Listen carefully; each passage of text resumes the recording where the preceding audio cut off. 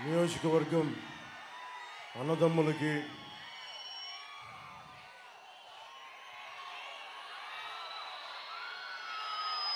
సామర్లకోట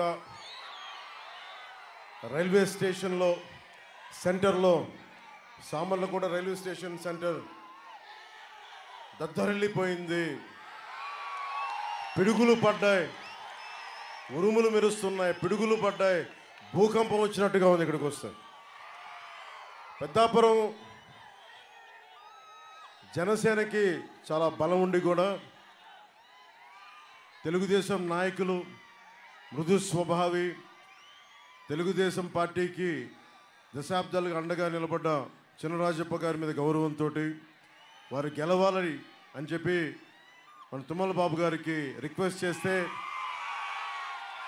ఆయన వారి పెద్దరికాన్ని గౌరవించి నా మాటను మన్నించి ఈరోజున తుమ్మల బాబు గారు తన సీట్ని త్యాగం చేసి పోటీ లేకుండా కూటమి అభ్యర్థి అయిన చినరాజప్ప గారు గెలవాలి అన్న సదుద్దేశంతో ఈ రోజున వచ్చిన చిన్నబాబు మనకి తుమ్మల బాబు గారికి ప్రత్యేకంగా నా హృదయపూర్వక నమస్కారం. ఇక్కడికి వచ్చిన గెలిచేది కూటమి, వైసీపీకి ఓటమి, అదే జరుగుతుంది. దానికోసం వచ్చాం. ముఖ్యంగా ఇక్కడికి వచ్చిన తెలుగుదేశం మద్దతుదారులకి, తెలుగుదేశం నాయకులకి, తెలుగుదేశం పెద్దలందరికీ కూడా నేను ఒకటే మీకు ఎందుకు ఈ కూటమికి నేను మద్దతు ఇచ్చానని చెప్పడానికి.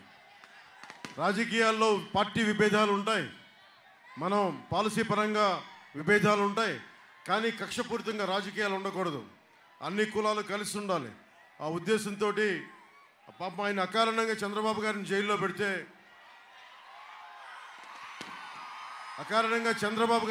పెడితే, నాకు దశాబ్దాలుగా చినరాజప్ప గారు లాంటి తెలుగుదేశం నమ్ముకున్న నాయకులు వారి బాధ నాకు అర్థమైంది.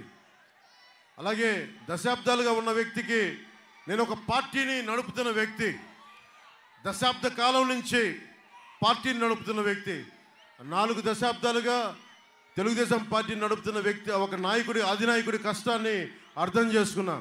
నాకే దశాబ్ద కాలంగా ఇంత కష్టంగా ఉంటే 14 సంవత్సరాలు ముఖ్యమంత్రిగా ఉన్న వ్యక్తి, వారికి కష్టాలను చూసి తెలుగుదేశం కార్యకర్తల మనోభావాలు నేను అర్థం చేసుకొని మీ అధినాయకుడైన నారా చంద్రబాబు నాయుడు గారికి సంపూర్ణమైన మద్దతు ఆ రోజున రాజమండ్రి జైలులో ఇచ్చి ఈ రోజున కూటమి ప్రభుత్వాన్ని స్థాపిస్తున్నామంటే అది ఆంధ్రప్రదేశ్ భవిష్యత్తుకి, మన ఆంధ్రప్రదేశ్ సుస్థిరికి అని చెప్పి నేను మనస్ఫూర్తిగా మీకు నా మనస్సుని ఆవిష్కరింపజేస్తున్నాను.